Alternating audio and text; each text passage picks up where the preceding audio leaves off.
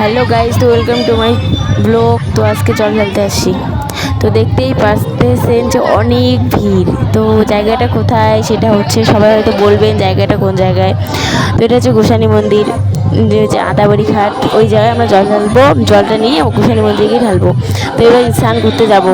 দেখতেছেন অনেক ভিড়, কে কার উপরে চড়ে ওই রকম অবস্থা, ধাক্কা মারে একদম। তো এবার যাব।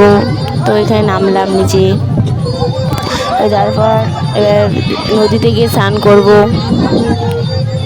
তো দেখতেছেন সবাই আসে, কাকিমণি, তারপর হচ্ছে যে ভাই দুইটি দিভাই এসছে, তারপর কাকিমণিরা সবাই ভাইয়া।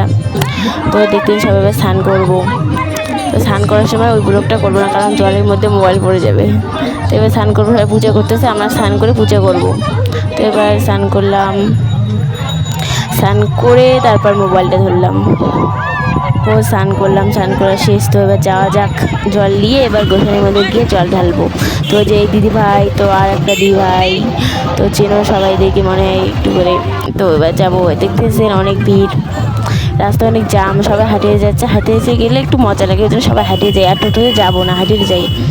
তো একটু গোসানি থেকে একটু দূর হয়, তো ওই জন্য জল নিয়ে হাঁটিয়ে যাই, একটু সময় লাগে। তো যাওয়া যাক। তো এবার গোসানি মন্দির কাছাকাছি এসে গেছি। তো এই যে গোসাই মন্দির আসলাম। দেখতেছেন ছেলেদের অনেক লম্বা লাইন, মেয়েদের তো আরও অনেক বেশি।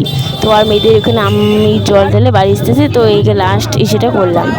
তো সবাই তো মনে হয় জল ঢালছেও। তো যদি ভিডিওটা ভালো লাগে এই পর্যন্তই শেষ করলাম। ভিডিওটা ভালো লাগে লাইক, কমেন্ট, শেয়ার। কিছু কমেন্ট করবে না, খারাপ কমেন্ট।